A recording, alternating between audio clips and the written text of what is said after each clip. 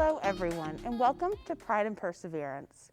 In this show, we get a closer look into how Hofstra students and faculty have assimilated on campus and pushed through despite the looming COVID-19 pandemic.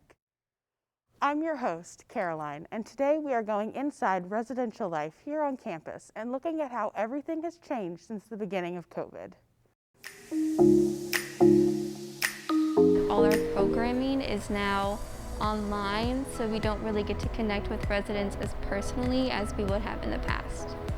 It is definitely challenging when you want to make these connections with people, but you can't literally be in the same space as them, especially when someone is feeling lonely or upset because you can't really be with them. You can only tell them that you're emotionally with them, which is obviously extremely different. And so just trying to build those connections digitally and from a safe distance has definitely been more challenging than I thought it was going to be, but still trying to make it work.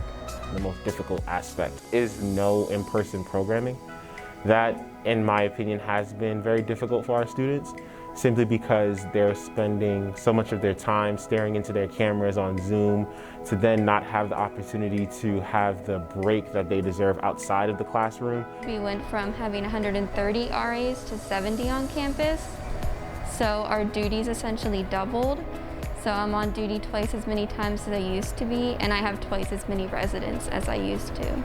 I understand why the decision was made, and I think our students understand why the decision was made, and we've adapted to the times that we're in with the hopes of making sure that we're managing any COVID cases that might happen on campus, but that meant us limiting in-person programming. So I think that that's been the most difficult aspect of this situation that we're in.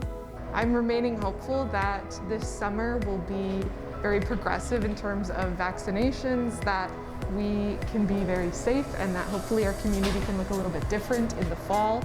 I don't think we'll ever completely return to the same that it was, but I'm hoping that this fall will be much better and we can build those in-person connections. I'm hopeful that with the new changes that will be taking place, vaccination and also lower numbers, that we'll be able to get back to the Hofstra that we once knew, but stronger together as we progress forward.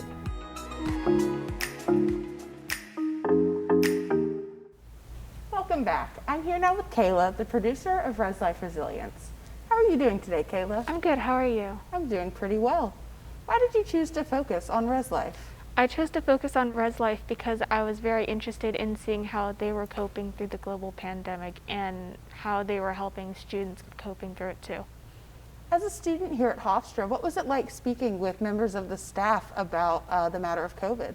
It was very interesting seeing their insight on how they chose to deal with COVID and all the safety measures that they've put in place for us students here at Hofstra. And what are your personal hopes for the future of ResLife?